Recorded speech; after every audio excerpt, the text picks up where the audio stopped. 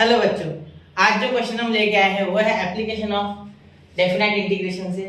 और ये जो क्वेश्चन है बेटा, ये क्वेश्चन दिखने में आसान होगा लेकिन है नहीं एक्चुअली। ठीक है, 2 मार्क्स के लिए आया है, ये सिर्फ 2 मार्क्स के लिए आया है, लेकिन क्वेश्चन में कॉन्सेप्ट भर भर के दिए गए। ठीक है, अगर एक भी कॉन्सेप्ट आपसे मिस हो रहा है तो क्वेश्चन नहीं मिलेगा। ठीक है, सबसे पहले क्वेश्चन क्या है, the area of the reason bounded by the curve y = x²। ठीक है, पहला। दूसरा द x एक्सिस। ठीक है, और तीसरा बोला गया है द लाइन x = 1, x = 3। ठीक है, चलिए सबसे पहले यहाँ क्या करते हो, हमेशा डेफिनेट इंटीग्रेशन में जब भी कर्व वाला बात है, एप्लीकेशन हो जाए। ठीक है, पहले हमने क्या पढ़ा, इंटीग्रेशन, फिर डेफिनेट, फिर अब एरिया। एक्चुअली इंटीग्रेशन ज्यादातर एरिया ढूंढने के लिए ही निकाला गया था। ठीक है, चलिए तो इसके पहले कौन था, समेशन था वो मुश्किल था इसलिए ये बना है। ठीक है, वो लेंथी प्रोसेस थी। तो यहाँ लेंगे ओरिजिन, ये लेंगे y एक्सिस, ये लेंगे x एक्सिस। ठीक है, हाँ बिल्कुल। तो अब ये पूरा ऐसे एक्सटेंड कर दो क्योंकि कर्व जो इधर आने वाला है, तो कर्व कुछ ऐसा है आपके पास यहाँ। ठीक है, सॉरी, ये कर्व कुछ ऐसा है। ठीक है, चलिए समझ लो कि ये सिमेट्री है। बना तो नहीं अच्छे से, सिमेट्री बना नहीं पाऊंगा, हाथ से बना रहा ना, पॉइंट में नहीं लिया मैंने। ठीक है, एक मिनट, आप दिख रहा है सिमेट्री। ठीक है, बहुत सा सिमेट्री दिख रहा है। तो पहला पॉइंट लो x = 1 यहाँ पे। ठीक है, और x = 3 ले लो सपोज यहाँ पे। ठीक है, तो यहाँ से एक सीधी लाइन खींचो, ये और ये, आपको ये एरिया निकालना है। ठीक है, मैं रेड कलर से मार्क कर रहा हूँ, देखो ये एरिया आपको निकालना है। ये जो बीच में एरिया है ना, दिख रहा है, ये रेड कलर का मार्किंग, ये एरिया। अब कैसे सर, आपको कैसे पता चला ये एरिया निकालना है? 1 मिनट एक्सप्लेन कर दो थोड़ा सा। चलिए, अब दिख रहा है आपको। अब देखिए यहाँ बात यह है बेटा कि पूछा गया है कि y = x², comma the x axis and comma पे ध्यान देना। तो ये आपके x एक्सिस है बेटा, ये ओरिजिन है, ये आपका कर्व है। ठीक है, तो ये कर्व इस तरीके से बनेगा। आपको पैराबोला का इक्वेशन तो पता है ना, y² = 4ax और x² = 4ay।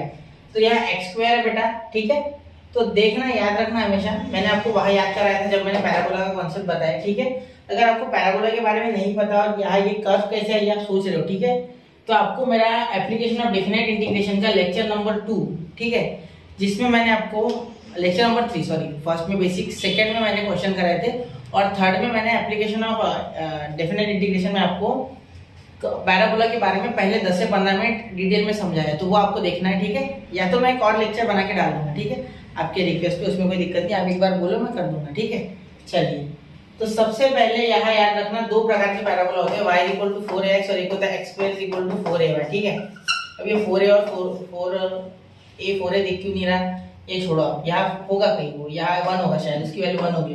ठीक, कोई दिक्कत नहीं। तो देखो यहाँ अगर ध्यान से देखोगे तो x² = 4ay वाला है, मतलब x² = y है। ठीक है, तो ये पैराबोला किस तरीके से बनता है, ठीक है, या नीचे भी बन सकता है। ठीक है, अगर माइनस हो तो नीचे बन जाएगा। ठीक है, अब ये वाला ऐसे बनता है। ठीक है, तो इसे रेड कर देता हूँ, छोड़ो। ठीक है, समझ गया ना। तो इसके लिए जो पैराबोला बनेगा x² = y के लिए ये कुछ ऐसे बनेगा। ठीक है, और y² = x के लिए ऐसे बनेगा। ठीक है, अब आप बोलोगे सर याद कैसे रखें, देखो बेटा, अगर y² आता है तो इसका जो ये भाग होता है, जिसका जो एरिया होगा वो अलोंग x एक्सिस होगा, इस तरीके। ठीक है, और इसका जो पॉइंट होगा, ठीक है, ये यहाँ से जो इसका मुख है, मतलब इसका जो स्टार्टिंग पॉइंट है, ये इनिशियल। अब मैं आपको टर्म्स इस्तेमाल करूंगा, आपको और समझेगा नहीं। ठीक है, अगर आपने नहीं देखा तो बोलते इसका जो पॉइंट होगा, जो ओरिजिन होगा, वो कुछ इस तरीके से x² x एक्सिस के साथ ही कुछ एरिया बनाएगा। ठीक है, x एक्सिस इसके एरिया के बीच में आ जाएगी। ठीक है, अगर y² वाला एरिया तो, क्योंकि x इधर है तो ऐसे याद रखो, और ये y है तो y के अलोंग। ठीक है, y एक्सिस के अलोंग, अगर इधर y है तो ये मेन होता है x² y², ये आपको याद रखना है। ठीक है, वैसे बच्चों का x² वाला तो आता ही है, कर्व जनरली ऐसे ही आता है वो। ठीक है, चलिए तो ये समझ गए। बस मैंने कोशिश की है बताने की, वो कुछ डेफिनेट नहीं है। डेफिनेट देखने है तो आपको लेक्चर देखना पड़ेगा, उससे मैंने 20 मिनट एक्सप्लेन किया। ठीक है, चलिए ये बता दो। ठीक है, अब ये एरिया, तो एरिया कैसे निकालें, तो याद रखना ये जो एरिया है ये इसके ऊपर डिपेंड है। तो ये देखो, ये इसके लिए सिमेट्रिक है। देखो इसके लिए ये जो कर्व का इक्वेशन है y = x², ये वैलिड है इतने पार्ट के लिए। क्यों, क्योंकि देखो ये सिमेट्रिक है इसके साथ। ठीक है, और अगर मैं ये पार्ट और ये जो इतना डार्क कर रहा हूं मैं, ये पार्ट, ठीक है, ये अगर 1 से 3 तक इंटीग्रेट कर दूं तो क्या मुझे एरिया मिलेगा, मतलब मैं कह क्या रहा हूं, एरिया ऑफ रीजन या बाउंडेड रीजन, जो भी आप बोलो, is equal to integration of y dx। Actually ये हो रहा है, कहाँ से कहाँ तक, 1 से लेके 3 तक। ठीक है, क्यों हुआ सर, 1 से लेके 3 तक लिमिट तो समझ में आई, लोअर टू अपर है, ठीक है। लेकिन y ds क्यों बोल रहे हो आप, ये बहुत से बच्चे कंफ्यूजन में रहते हैं, क्यों? देखो बेटा, ये इसके लिए सिमेट्रिक है, देखो ये इसके लिए सिमेट्रिक नहीं है क्या, आप ध्यान से देखो, ये देखो इसी से तो रिलेटेड आ रहा है एरिया, ठीक है, तो इसके अलाउंग ये सिमेट्रिक है, ठीक है। इसीलिए आप यहाँ से तो यहाँ तक अगर इंटीग्रेट करोगे इस कर्व को, तो आपको नीचे का एरिया ऑटोमेटिकली मिल जाएगा, ठीक है, क्योंकि हमने इसमें एक्स एक्सिस कंसीडर कर ली, ठीक है। चलिए निकालते हैं, समझ गया ना, ये सिमेट्रिक है इसके लिए, इसलिए सिमेट्रिक है ना, देखो ना अच्छे से, सिमेट्रिक है ना, उसके लिए वो वैलिड है, आप ऐसा बोल दो, ठीक है, आपके हिसाब से बोलो, ठीक है।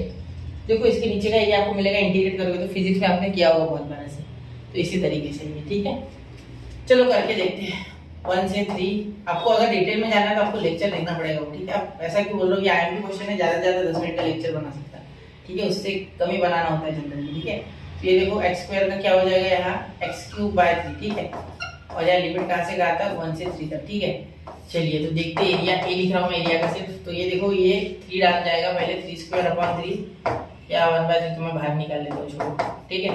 तो यार x³ है तो 3 का क्यूब माइनस 1 का क्यूब, ठीक है। तो यहाँ आएगा a = 1/3, 27 माइनस 1, तो ये आएगा a = 26/3 स्क्वायर यूनिट, ठीक है। तो ये आपका एरिया बाउंडेड है between this lines, curves and x axis, ठीक है। तो इस क्वेश्चन को आई होप आपको समझ में आया होगा ये, ठीक है, क्योंकि बहुत से कॉन्सेप्ट ऐसे हैं जो आपको अगर पहले आपने नहीं पढ़ा है तो कहीं ना कहीं आपको दिक्कत की होगी, लेकिन फिर भी मैंने कोशिश की है। ये इसकी सिमेट्री का अगर इस फिगर कभी भी आए तो समझ लेना कि इसके नीचे का एरिया वैलिड है, ठीक है। चलिए तो नोट कीजिए, 1 2 3 हो गया, ठीक है। तो मिलते हैं बच्चों अगले लेक्चर में ऐसे एक क्वेश्चन के साथ, तब तक पढ़ते रहे, आगे बढ़ते रहे। जय हिंद, जय भारत।